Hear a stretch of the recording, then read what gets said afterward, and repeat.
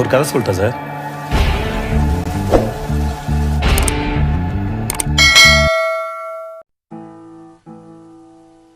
Since its very invention, the car has incited the wildest passions in the hearts of men. Ettore Bugatti, the passionate engineer from Milan who in 1903 chose Alsace as his new homeland, created a fabulous epic that lasted nearly half a century. The Bugattis gave a dream to the whole world. Even 60 years after their departure, the Bugatti myth lives on. It all started in Milan. Carlo Bugatti, who was famed for his artistic wood carvings, had two sons.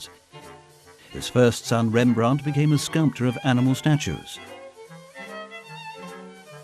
The second son, Ettore, studied at the Art Academy in Milan before trying his luck in the automobile sector. An industrialist of Alsace, Baron de Dietrich, took note of him, and Ettore left Italy with his young wife Barbara and settled in Niederbronn with de Dietrich. The collaboration, however, did not last long, as Ettore was already dreaming of the racing car. So he got together with Matisse in Strasbourg to build the Bugatti Hermès. However, this relationship soon broke up too. Ettore was then employed by the company Deutz in Cologne. He had concluded a very advantageous contract, which allowed him to build his own car without having to present any accounts to Deutz. In 1909, he then proceeded in building a car in his own cellar, which was considered to be his first fully independent creation. In the year in which Barbara gave birth to his third child, a boy named Jean, he left Cologne and settled in Molsheim. By this time, Ettore had developed a light car with a high-performance motor. Two of his little cars were entered for the Grand Prix in Le Mans. In contrast to the hopes of his competitors with their Fiats with 14-litre capacities, his cars, whose motors had a capacity of 1400 cc's, proved to be extremely fast and stood up against the Fiats. It was a revelation for the whole press.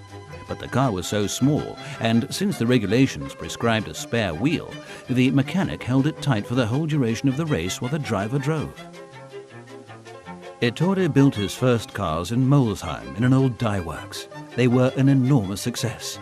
By the time the First World War broke out in 1914, he had become friends with personalities of that time, such as the French aviator Roland Garros, to whom he sold the famous Black Bess. He knew what the war would mean for him, so he covered the motors in grease before burying them in the courtyard of the factory and moved to Italy. In 1919, after the war, Bugatti moved back to Molsheim, where by a miracle his factory had survived undamaged.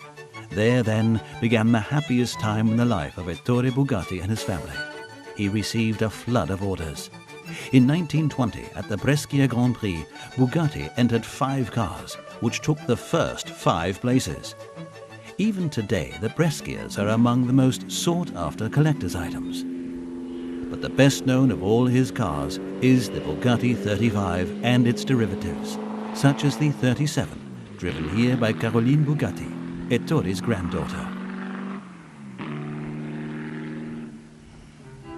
Bugatti brought into being the first race organization.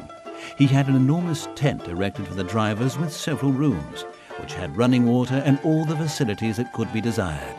4 wagons from Molsheim and 4 large lorries transported the necessary material. His cars were frequently purchased by wealthy private persons. Some of these even won Grand Prix races, such as Madame Unique and Fifi Etonclat, an industrialist from Normandy who won the Reims Grand Prix.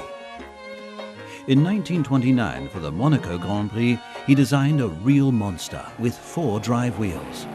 In all, the Bugattis drove to more than 2,000 victories, in spite of competitors like Alfa Romeo, Mercedes and Fiat.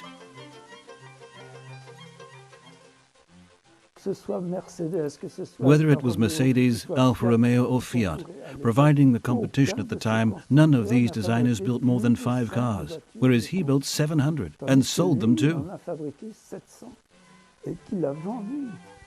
Ettore received his customers in Molsheim in Chateau Saint-Jean and allowed them to visit the factory.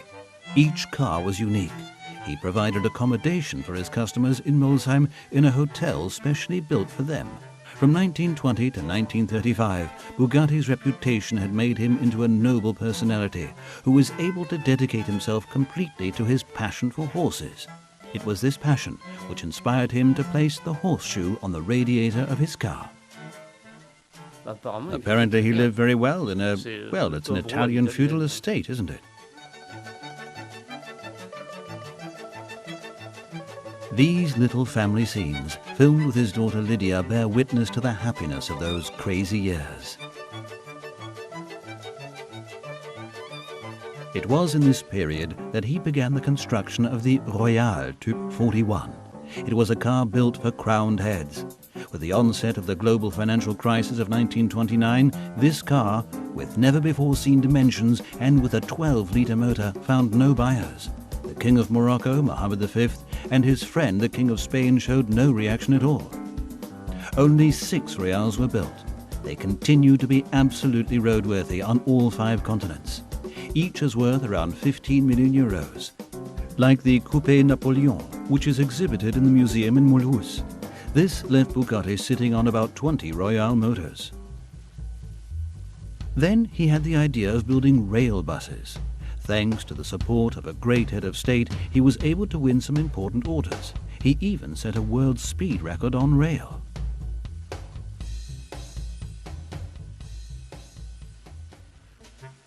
Ettore moved to Paris, where he opened a sales office for his cars, while at the same time transferring the responsibility for the factory in Molsheim to his son Jean. Jean proved himself not only to be competent but also resourceful. He converted the factory, rationalizing working methods so that cars could be designed on a semi-mass production basis. Jean also demonstrated himself to be a natural leader who knew every part of the factory inside out. His ability to speak the Alsatian language perfectly allowed him to remain in communication with the unions during the strike of 1936. Jean even managed to negotiate the possibility of doing overtime so that work could be done on the famous Bugatti street cruiser, which in 1937 took part in the famous 24-hour Le Mans race, which it also won. A victory which was to be repeated 2 years later in 1939 with the team Véran and Vimille as the Second World War approached. In 1939 came the catastrophe. Jean, the beloved and talented son, died in a training run in August. Ettore had to survive difficult tests during the war. The Germans confiscated the factory to build amphibian vehicles there. The Luftwaffe also got involved, attracted by the technological capital of the factory. After the war, Ettore got into financial difficulties for the first time. Following the death of his first wife Barbara, he married Geneviève Delsuze. The 2 children, Thérèse and Michel, are the parents of Emmanuel and Caroline Bugatti. Winning the Grand Prix des Prisonniers in Paris was to be his last success. However, Ettore had long had a passion for boats. In 1937, he had set a world water speed record on the Seine of over 133 kilometers per hour. In spite of his money problems, he purchased a boatyard in the neighborhood of Paris in order to keep a fantastic sailing yacht that he had recently acquired there. This passion was to be his death.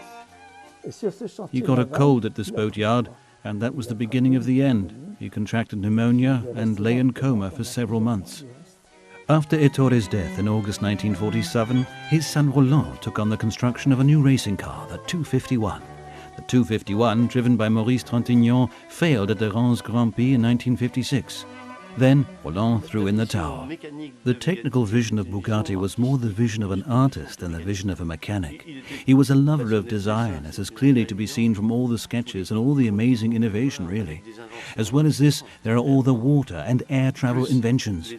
In the final analysis, it is this aspect of the innovation which I find marvelous in every sense of the word. It is marvelous on the level of imagination. Quite simply, marvelous. The Type 13 was the first true Bugatti car. The top speed was 125 kilometers per hour. A total of 600 Bugatti Type 30s were built between 1922 and 1926. The Type 32 was nicknamed the Tank by the press. The Bugatti Type 38 had 60 horsepower, where a 2020 model Bugatti has 1600 horsepower. Royale is about 20% longer and more than 25% heavier than the Rolls-Royce Phantom. This makes the Royale one of the largest cars in the world. The Type 46 was a large car, weighing 1,134 kilograms. A supercharged version, the Type 46S, was introduced in 1930. The Type 50 was a sporting coupe version of the Type 46.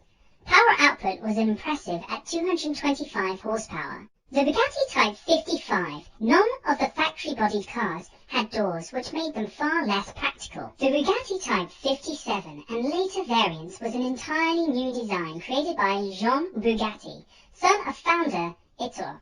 Type 101 was the first car built after World War II. Only 9 types of 101 cars were produced. The Bugatti Type 252 is a sports car. However, the Type 252 never went beyond the prototype stage.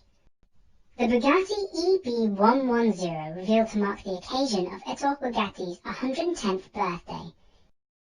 The Bugatti Veyron is a mid-engine sports car with a top speed of 431 km per hour. It was named Car of the Decade. The Bugatti Vision Gran Turismo is a single-seater concept car.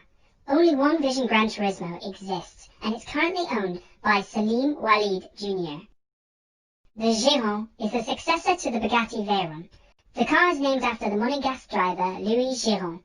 The Giron's top speed is electronically limited to 420 km per hour. The Bugatti Divo is named after the French racing driver Albert Divo, who raced for Bugatti in the 1920s, winning the Targa Florio race. The Bugatti La Voiture Noire means Bugatti the Black Car. It's inspired by the Bugatti Type 57 Atlantic, one of the most expensive and fastest cars in the world. The Bugatti 110 design is inspired by the EB110. The production will be limited to 10 units priced at $9 million. The top speed electronically will be limited to 400 km per hour. Deliveries to customers will start in 2021. If you enjoyed the video, let us know what you thought in the comments below. And don't forget to subscribe and hit that like button.